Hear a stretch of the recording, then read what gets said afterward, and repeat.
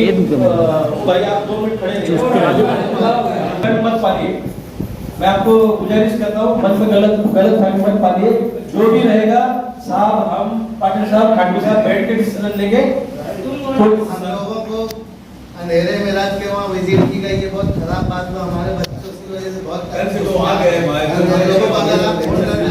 Programme नहीं वहाँ पे आए सर, आपकी विजिट गलत थी। जो आपको जो हमारे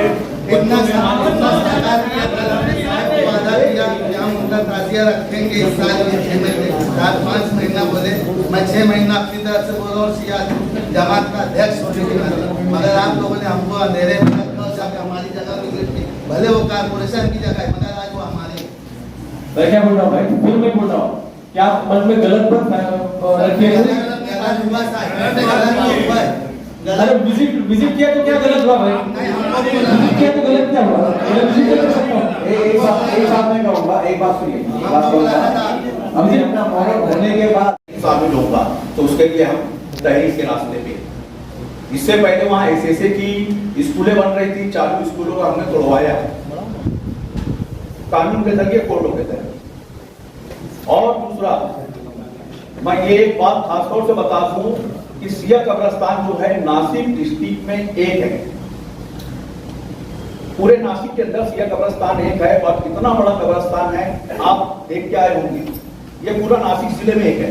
मड़मान में मैयत होती है, मालेगांव लाई जाती है, नासिक में मैयत होती है, मालेगांव लाई जाती है, जौले में मैयत होती है, मालेगांव लाई जाती है। आज इतना छोटा कब्रिस्तान है, वहां पर इतने शहर के लोगों की मैयत यहाँ पर आती है। मालेगांव सिया कब्रिस्तान नासिक डिस्ट्रिक्ट का एक कब्रिस्तान है। और उसके लिए हमने जो बाजू की जगह है कब्रिस्तान में हमको चाहिए, ऐसा हमारा प्रकरण है। जब हमारे नहाज साहिब कम्युनिस्टर बने, हाँ, तो उस वक्त को नहाज साहब ने सिया कब्रिस्तान में शामिल करने का उन्होंने पूरा मीटिंग के जरिए तो सिया कब्रिस्तान की मीटिंग ठहराव के अंदर उसको पास किया है, वो ठहराव हमारे पास मौजूद है। और उसके बाद उससे पहले जो हमारे सदर वजीर थे और याकूब से, उन्होंने भी ठहराव पास करके सिया कब्रिस्तान में शामिल किया जाए, उन्होंने भी वो किया।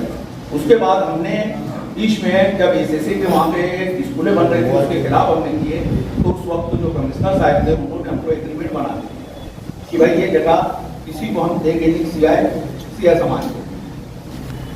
और अभी जो कल से हालात बने हैं, तो मैंने साहिब से बताया इसके लायक से हालात अच्छे नहीं नजर आ रहे, अगर वैसा कुछ हुआ तो इसके लिए मैं गुजारिश करता हूँ कि ऐसी कोई चीज ना हो जिसकी वजह से आपस में कोई बातें। मुहर्रम हम शांति से मनाते हैं, अमलों से मनाते हैं, और मुहर्रम हमारे दुख का त्योहार है।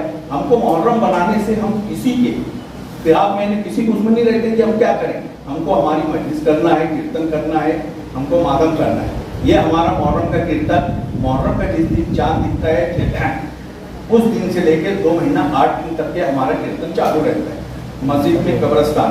अभी जो मस्जिद में चालू है दोपहर 2 बजे से 4 बजे तक के, कब्रिस्तान में 4:30 से 5 तक के है, रात में इसी तरीके से 9 बजे तक के। ये 2 महीना 8 दिन कंटिन्यू चालू रहेगा। और अगर ये भी बता दूं 10 मुहर्रम को जिस दिन हमारा ताबूत उठता है, अगर किसी के घर में, किसी सिया के घर में मैयत हुई तो हम मैयत नहीं उठाएंगे जब तक ताबूत नहीं उठा लेंगे। ताबूत उठा लेंगे, ताबूत को दफन कर लेंगे, उसके बाद ही हम हमारे घर की मैयत उठाएंगे। हेलो, ये हमारा इदा है, ये हमारा मानना है। और इस वजह से जैसे कि पहले से अब यहाँ से बाहर के जो है नासिक के है, मरमाल के है, जौले के है, ये सब लोग भी कब्रिस्तान में आते हैं।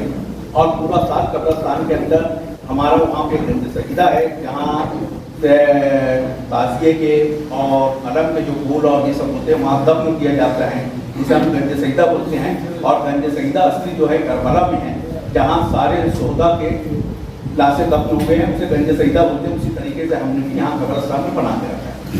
तो हमारी यही रिक्वेस्ट है, यही गुजारिश है कि जो भाई अभी 2 दिन से ये सब जो बातें चल रही है वो ना हो, ऐसी हमारी आपसे गुजारिश है।